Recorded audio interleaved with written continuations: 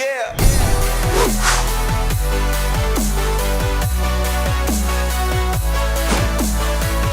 Clemson has made the college football playoff 5 years in a row. During that stretch, they made the national championship 4 times and won it all twice. Dabo Swinney and the Tigers do not appear to be slowing down anytime soon as they look to take advantage of yet another weak ACC. Welcome back to the Gridiron Expert, the best kept secret in college football. Today, bringing you our 2020 Clemson Tigers football predictions. As always, make sure to continue to like, comment, subscribe, and to share these videos. We just finished our Big Ten football predictions. Today, we are kicking off the ACC. And as always, check out everything down in the description where you can sign up for exclusive content over on our website, thegridironexpert.com, as well as follow us on our social media platforms on Twitter, Instagram, and Facebook. So when you talk about Clemson, the first thing that has to come to mind is Trevor Lawrence, arguably the best quarterback in college football right now. He's going to be leading an offense that once again will be one of the best in the country, as Clemson averaged nearly 44 points per game last year. And Lawrence himself put up some big-time stats, 36 touchdowns to just 8 interceptions, including 22 touchdowns to no interceptions over the final 8 games of the season. So you have a great quarterback at the helm once again in Death Valley, paired with arguably the best running back in the country, Travis Etienne, returning to Clemson after rushing for over 1,600 yards last year, 19 touchdowns, and averaging 7.8 yards per carry. So you've got a deadly 1-2 punch at quarterback and running back. The only questions for Clemson come on the offensive line as they lose 4 starters from last year. And then, of course, they do lose their star wide receiver in Justyn Ross, who was dealt a serious injury that will keep him out for the entire season. But even though that's a huge loss, to me that's just a speed bump to this Clemson offense. They have so much talent, they'll be able to overcome that, especially when you have a guy like Amari Rodgers, who will now become kind of the leading target for Trevor Lawrence. This offense still going to be elite, still going to be one of the best in the country. The same can be said for their defense, who is going to be led yet again by arguably the best defensive coordinator in the game right now, in Brent Venables. Clemson allowed just 13.5 points per game last year. Yes, they lose Isaiah Simmons. Yes, they lose A.J. Terrell. But they do return their second leading tackler from last year in James Skalski at linebacker. They do return Xavier Thomas along that defensive line. And that front four, that pass rush is going to be very difficult for teams to stop this year. Clemson's defensive line is going to be their strength. The back seven has a few questions, but this is still going to be a defense that's going to be very, very difficult to score on. And when you talk about teams that might struggle to score, you think of Georgia Tech, who Clemson opens up the season against. So they jump right into ACC play, but this is a Georgia Tech team that averaged less than 17 points per game last year. A Georgia Tech team that lost to Clemson 52-14 in last year's season opener. I have a lot of faith in what Jeff Collins is trying to do with his Yellow Jackets, and I genuinely think he can get there. But despite returning 10 starters offensively, switching from that option offense to that pro-style offense takes a lot of time. It doesn't happen overnight. It doesn't happen in a year. Georgia Tech's still going to struggle mightily in 2020, and Clemson should get a relatively easy victory on the road to start 1-0 overall and 1-0 in ACC conference play. And unfortunately, or fortunately, depending on how you want to look at it, Clemson has to play a second ACC game in week 2. So they open the season with back-to-back conference games. Most teams don't have to do that. Usually they get those non-conference games scheduled earlier in the year. But Clemson takes on Louisville in week 2. And this is a game that on September 12th, in just the second game of the season, could very well decide who wins the ACC Atlantic Division. Yes, we know that Clemson's the heavy favorite. Yes, we know that Clemson defeated Louisville 45-10 last year. But Scott Satterfield's Cardinals are going to be one of the best offensive teams in the ACC this year. Right on up there with Clemson. They averaged 33.1 points per game last year. They returned 8 starters offensively, including their quarterback, Mikael Cunningham, Javion Hawkins at running back, Tutu Atwell at wide receiver. The only question for Louisville is, can their defense step up? That's the biggest key. But Clemson cannot afford to overlook the Cardinals here. Think about it. The Tigers always have that one team that they kind of struggle against, especially a team they're heavily favored against. Last year was North Carolina. They escaped the Tar Heels by 1. 2018, they escaped Syracuse 27-23. In 2017, they lost to Syracuse and only escaped North Carolina State by 7. And in 2016, they lost at home to Pittsburgh. Could this be that trap game, especially that trap ACC game that Clemson tends to struggle with? It's early enough in the year it could be, but they are not going to lose to the Cardinals. Huge, huge game when it comes to determining who wins the Atlantic, but I do think Clemson gets the job done here. I don't think Louisville's defense is quite there yet to stop this Clemson offense. I think they still have a little bit of a ways to go. We've given them a quick win over Akron here, Emperor of Rome. I'm sorry to dismiss the Zips like that, but Clemson will take care of business at home. They then take on Virginia in an ACC championship rematch. Last year, the Tigers defeated the Cavaliers 62-17 in that ACC title game. Virginia will take a little bit of a step back, may not win the Coastal, are certainly not going to be as good offensively as they lose basically their entire offense in Bryce Perkins. But they do return 16 starters. They do return 9 starters defensively. This is a Virginia team that will go bowling yet again under Bronco Mendenhall. But one of those 6 wins that they need to get there is not going to come in Death Valley against Clemson. When you look at it, Clemson defeated a better Virginia team 62-17 last year at a neutral site. Now at home against a little bit of a weaker Virginia team, there's no way the Cavaliers come on the road and pull off this win.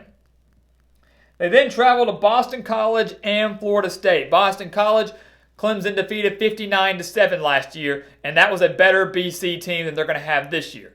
Because now the Eagles have to deal with a brand new head coach in Jeff Hafley. They lose A.J. Dillon at running back. They have questions at quarterback. It could be a long year for Boston College. They have a lot of questions across the board. Only strength is their 7 returning starters defensively. Usually a strength for Boston College anyways, but in recent years, that hasn't proved to be the case when they faced off against the Tigers. So Clemson gets a win over Boston College, and we give them a win over Florida State. We don't mean to quickly dismiss Florida State here, but when you look at it, Clemson defeated the Seminoles 45-14 last year. They defeated them 59-10 in 2018. And kind of like Boston College, Florida State is dealing with a brand new head coach who didn't get to benefit from spring practices. We believe that Mike Norvell can turn the ship around down in Tallahassee. We genuinely believe that. And Florida State's defense will certainly improve drastically now they return 10 starters there. The only question is their offense. Can they get better offensive line play? Can they get better quarterback play? How quickly can they adapt and adjust to Mike Norvell's offensive system? And I'm more concerned about the offensive line than I am quarterback.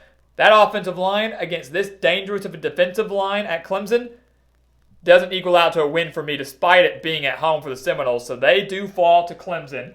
And then North Carolina State does in fact fall to Clemson as well. When you look at NC State, this is the big year for Dave Doeren and the Wolfpack. But Clemson won this game by 45 points last year. They annihilated just about everybody within the ACC conference.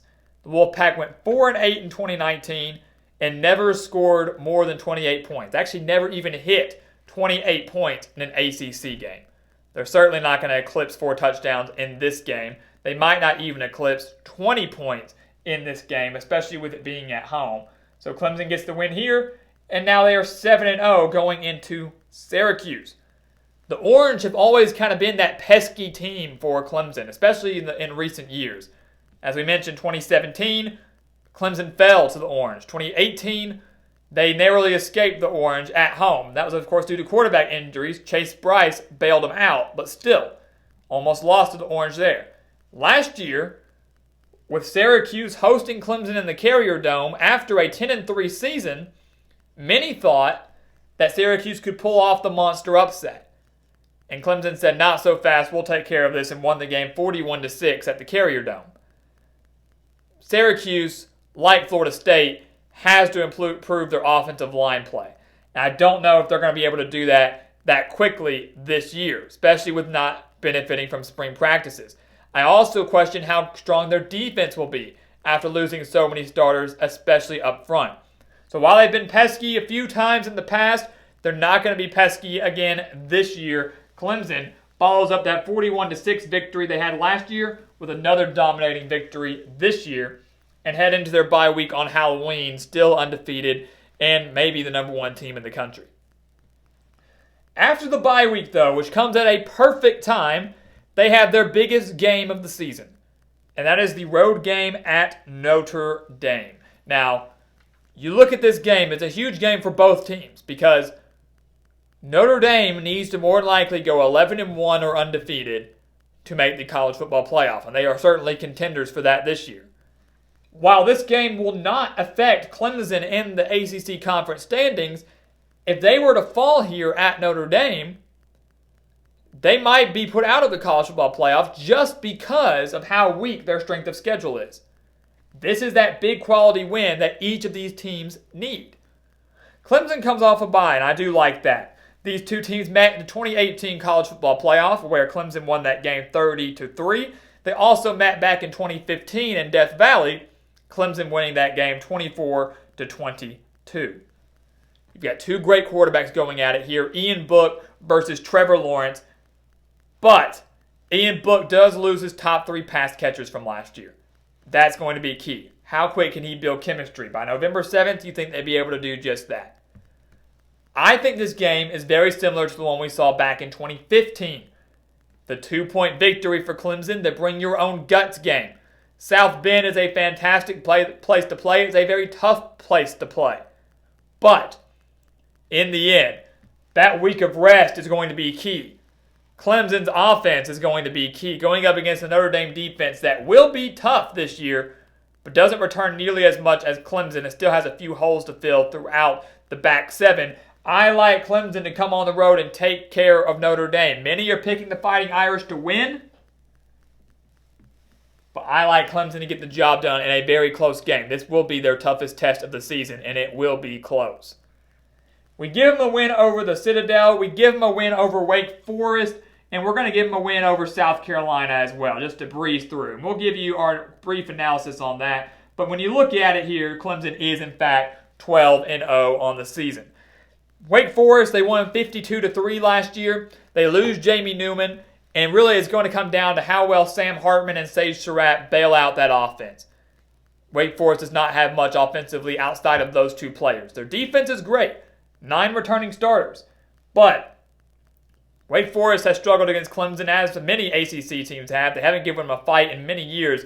Don't expect it to be the case now. You look at South Carolina, Clemson has not lost to their in-state rival since 2013.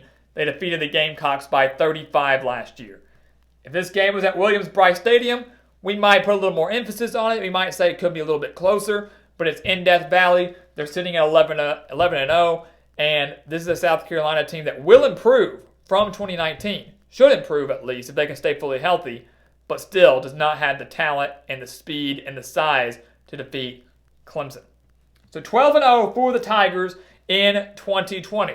They'll make the ACC championship game. Maybe they'll play someone like a North Carolina, a Miami, a Virginia Tech. Who knows? If they win that game, they are back in the college football playoff for the 6th straight year. If they're going to lose a game, if you look at it in the schedule, as we said, very, very favorable.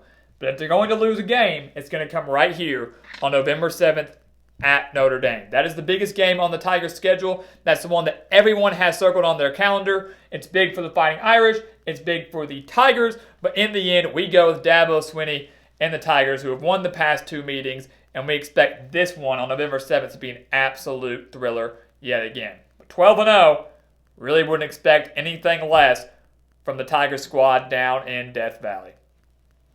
So guys, thank you so much for watching us here at the Gridiron Expert on YouTube. As always, make sure to continue to like, comment, subscribe, and share these videos as we continue to progress throughout the ACC. Check out everything down in the description below for exclusive content on our website, thegridironexpert.com, and our social media on Facebook, Twitter, and Instagram. And once again, as always, thank you so much for watching, and we'll see you next time right here on The Gridiron Expert.